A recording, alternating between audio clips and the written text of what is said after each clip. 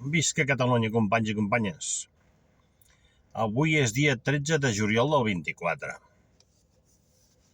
Avui he vist una notícia que, esclar, no estàs mai a tot arreu, evidentment, però és la següent. Resulta que la gent que va patir el volcà allà a Canàries estan vivint encara molts amb contenidors.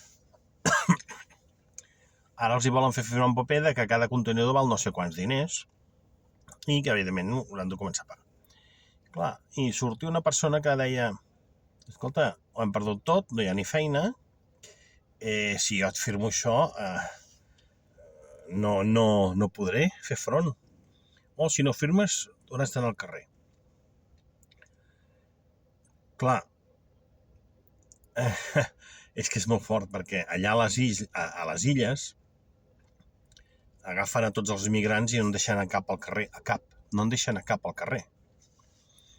Els agafen, els foten hotels, els cuiden, els mimen, se'ls follen, perquè les nenes ja sabem com acaba això, al final feliç, massatges i tot això.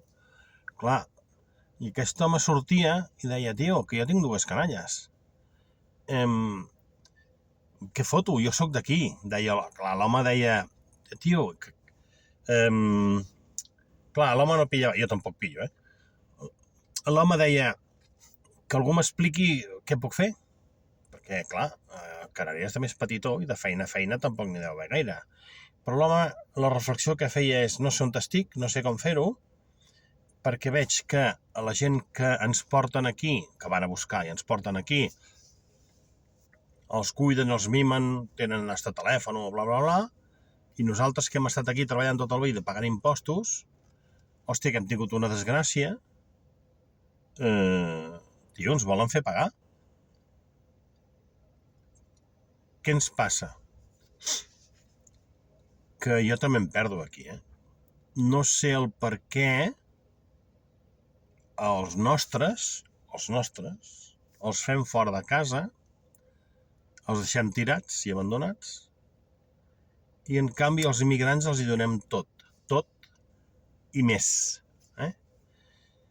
Clar, dius, hòstia, no hauria de ser al revés, això? Bueno, això passa a Europa, Només a Europa. Passa a Europa, només a Europa. Perquè Europa ja sabem que està sota el paraigües dels Estats Units, i els Estats Units no sé per què volen canviar Europa. Bueno, la reflexió d'avui. Aquest home estava molt abandonat i el neguit que es té per aquestes coses, us asseguro, perquè jo també ho he passat. Ja ho he passat. És un neguit que no et deixa viure ni pensar. Vale?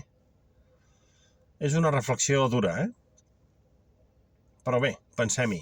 Visca Catalunya lliure, companys.